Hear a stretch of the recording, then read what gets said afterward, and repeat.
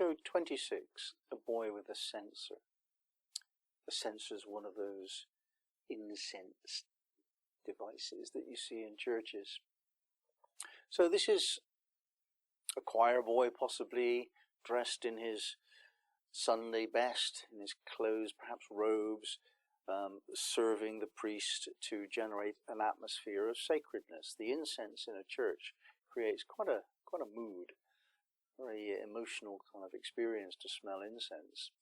And the purpose of the boy is to serve, and to serve in a way which develops humility within him. And the humility that he experiences is a part of what gives rise to the atmosphere of sacredness. I remember a time when I was very privileged to be in the company of a Sufi group in Istanbul. And the young dervishes, they may be 18, 19, 20, that kind of age, they were all training in the process of turning. And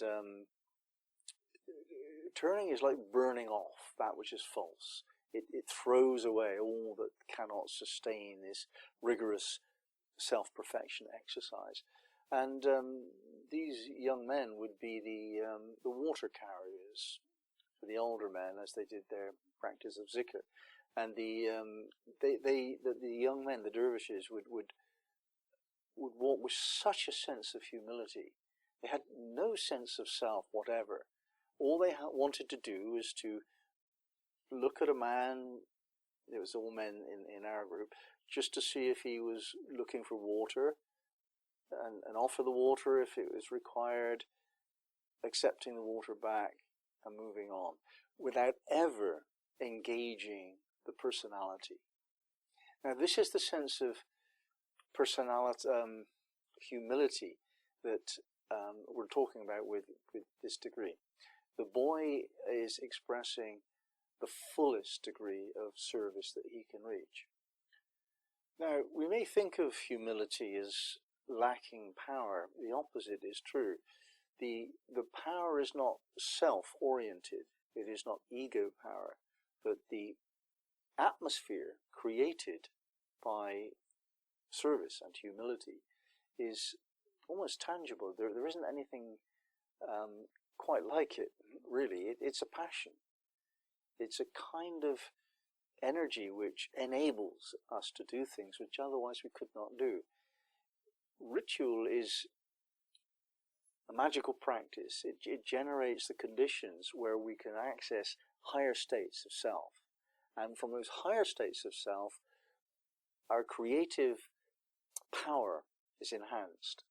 So if we develop through service a sense of access to sacredness, and therefore the highest sense we have of self, at that level it's really clear that God and ego are simply directions. We are who we are, and if we look one way we see God, and if we look the other way we see the ego. But the soul is who we are, and the soul can be accessed through this principle of sacredness.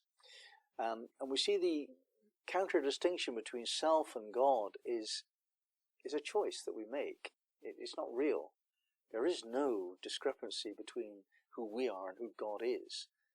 We are simply an expression of a universal principle. And when we identify ourselves as that facet, we miss the fact that we're actually a part of a diamond. Whereas if we identify ourselves as the diamond and have no facet into the world, there's nothing we can do. We cannot creatively express our divinity.